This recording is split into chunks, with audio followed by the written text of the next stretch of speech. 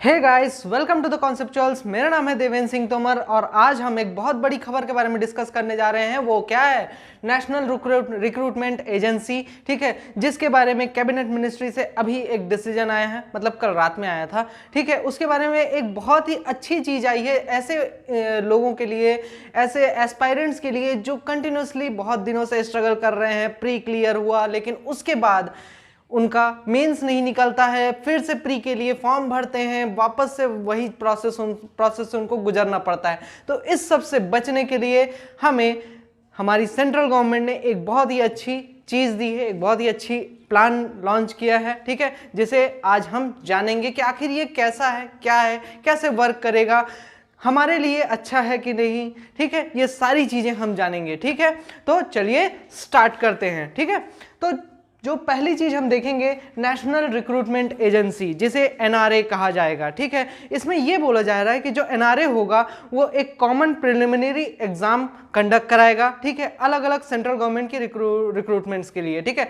मतलब कि अभी तक सेंट्रल गवर्नमेंट की जितनी भी रिक्रूटमेंट्स निकलती थी वो अलग अलग एजेंसीज द्वारा कंडक्ट कराई जाती थी, ठीक है। तो अब ये बोल रही है हमारी सेंट्रल गवर्नमेंट कि आप जो है तो एक एग्जाम कंडक्ट कराएं, ठीक है। और वो कौन कंडक्ट कराएगा? एनआरए कंडक्ट कराएगा, ठीक है। और वही एग्जाम क्या होगा? वो प्रिलिमिनरी एग्जाम होगा, ठीक है। अब ये अलग अलग चीजों के लिए होगा, ये कॉमन प्रिलिमिनरी एग्जाम होगा, ठीक। इसमें अब एनआरए की जरूरत क्यों पड़ी? पहली चीज तो हम देखते हैं एनआरए की जरूरत क्यों पड़ी, ठीक है। हम डिटेल में जानेंगे इसके बारे में, ठीक है।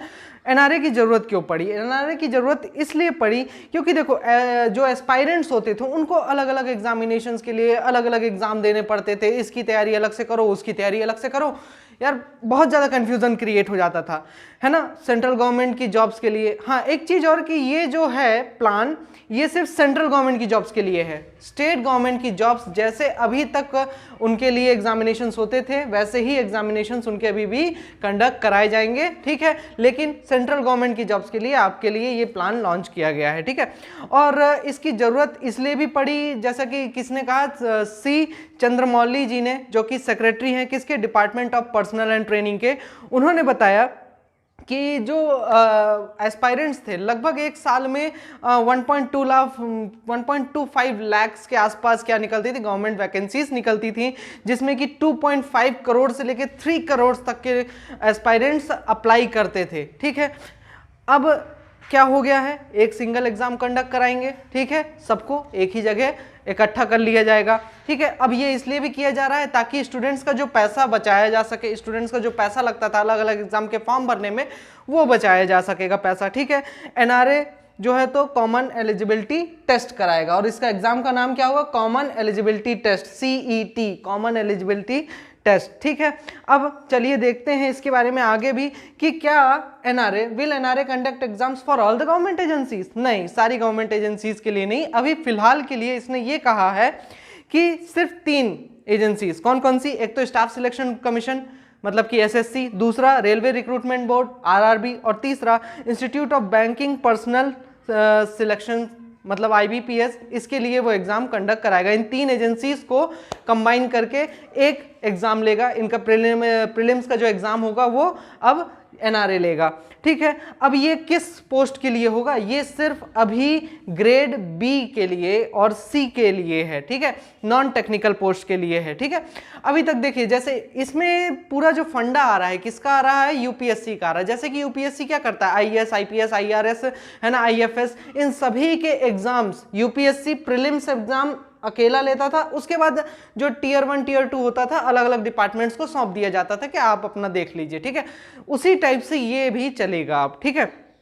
अब इसमें जो रिप्रेजेंटेटिव्स होंगे, ठीक है, एनआरए में जो रिप्रेजेंटेटिव्स, इस एजेंसी में जो रिप्रेजेंटेटिव्स बैठेंगे वो आखिर कौन होंगे? वो इन तीनों से ही होंगे, मतलब एसएससी, आईबीपीएस और आरआरबी के जो रिप्रेजेंटेटिव्स होंगे उसमें से लाए जाएंगे और इसमें रिक्रूट किए जाएंगे, इसमें रखे जाएंगे, ठीक है। वही लोग एग्जाम कंडक्ट कराने में हेल्प करेंगे। अब ये कहा जा रहा है कि साल में सिर्फ एक बार एग्जाम होगा, साल में सिर्फ एक एग्जाम होगा और एक बार होगा, ठीक है, लेकिन अलग अलग लेवल्स के लिए होगा। मतलब कि ग्रेजुएट लेवल के लिए एक एग्जाम कंडक्ट कराया जाएगा। एक एग्जाम होगा 12th स्टैंडर्ड के लिए, हायर सेकेंडरी लेवल के लिए, और एक एग्जाम कंडक्ट कराया जाएगा मैट्रिकुलेशन के लिए, मतलब कि 10th स्टैंडर्ड के बेसिस पे, ठीक है।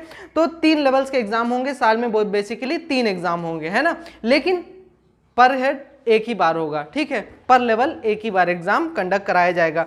अब बोला जा रहा है कि जो प्रीलिम्स एग्जाम होगा वो एनआरए द्वारा कंडक्ट कराया जाएगा, और जो टीयर 2 और टीयर 3 के एग्जामिनेशन हैं वो कौन कराएंगी, एजेंसीज कराएंगी, मतलब कि एसएससी, आईबीपीएस और आरआरबी पर्सनली फिर वो एग्जाम्स कंडक्ट कराएंगी। लेकिन ये जो वाला पार्ट है, प्रीलिम्स वाला पार्ट, वो एनआरए कराएगा, ठीक है।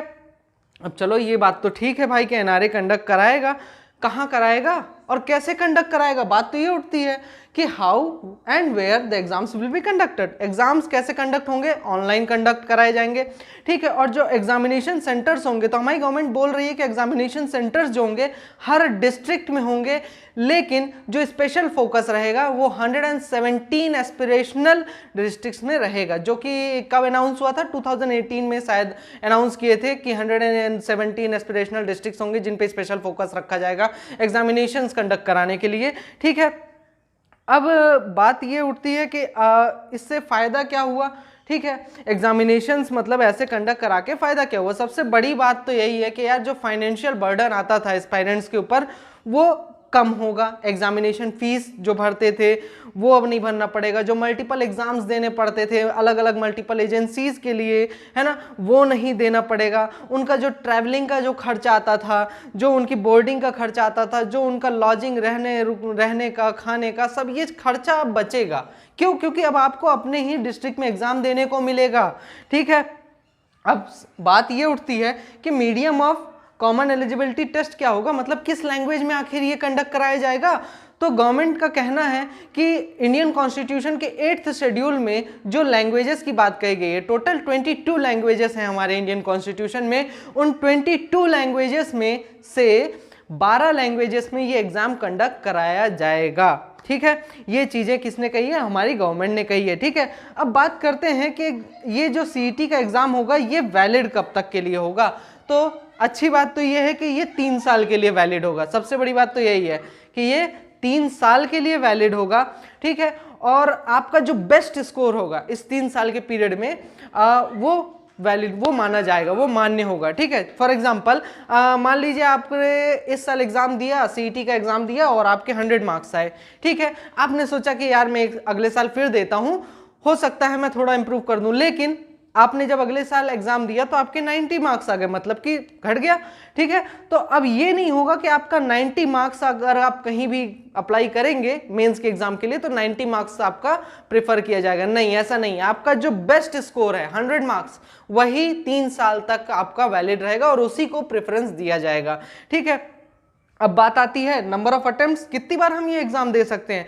तो ये एग्जाम जो है आप कितनी भी बार दे सकते हैं, कोई रेस्ट्रिक्शंस नहीं, ठीक है। जैसे कि यूपीएससी में, प्रेजेंट टाइम में यूपीएससी में चल रहा है 6 अटेम्प्ट्स मैक्सिमम है आपके, इससे ज़्यादा आप नहीं दे सकते। लेकिन इसमें किसी भी प्रकार का रेस्ट्रिक्शंस नहीं है, आप जितनी बार चाहे उतनी बार दे सकते हैं। अभी तक के लिए गवर्नमेंट ने ये कहा है, ठीक है, आगे का नहीं पता, लेकिन अभी यही कहा है। और लेकिन हाँ, एक चीज गवर्नमेंट ने बोली कि इसमें एक रेस्ट्रिक्शन होगा, क्या, एज लिमिट का, आपकी एज लिमिट का रेस्ट्रिक्शन होगा। इसको भी बढ़ाने की बात चल रही है कि हाँ हम इसको भी बढ़ा देंगे, ठीक है। अब क्या इससे बड़ी बात तो ये उठती है, दिमाग में ये आनी चाहिए कि क्या इससे आपका रिक्रूटमेंट का जो प्रोसेस है वो स्पीडली तरीके से होगा, मतलब तेजी से होगा कि नहीं होगा।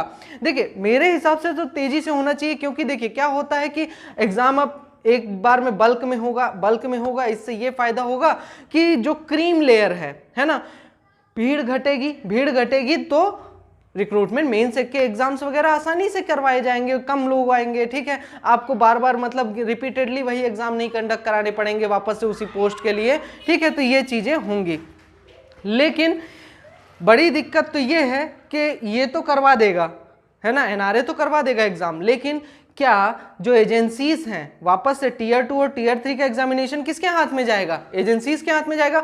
अब ये एजेंसीज के हाथ में है कि वो कितनी जल्दी कंडक्ट कराती हैं, क्योंकि मेडिकल एग्जामिनेशन होगा, बहुत सारी चीजें होंगी, मेंस का एग्जामिनेशन होगा। बहुत सी एजेंसीज तो ये बोल रही है कि हम डायरेक्ट इसी के मतलब उस पे, उसी के स्कोर कार्ड के बेसिस पे हम सिलेक्शन कर लेंगे, मेडिकल वगैरह करवा के फुर्सत हो जाएंगे। लेकिन अगर ये लोग टीयर 2 और टीयर 3 के एग्जाम्स लेते हैं, कंडक्ट कराते हैं, तो उस केस में इनके हाथ में सब कुछ रहेगा, ठीक है। अगर ये लोग अभी भी नहीं सुधरेंगे तो फिर ये मान लीजिए कि आपको दिक्कत अभी भी पहले की तरह ही झेलनी पड़ेगी।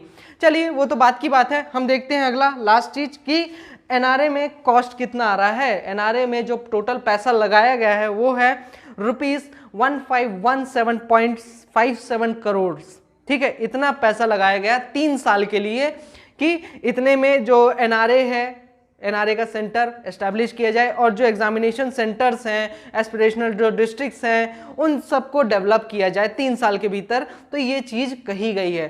तो आई होप कि आपको बहुत कुछ मैंने इन्फॉर्मेशन प्रोवाइड करा दी है। आपको मेरा वीडियो अगर पसंद आया हो तो लाइक करिए, ज़्यादा से ज़्यादा लोगों तक शेयर करिए, एंड तब तक के लिए all the best and thank you.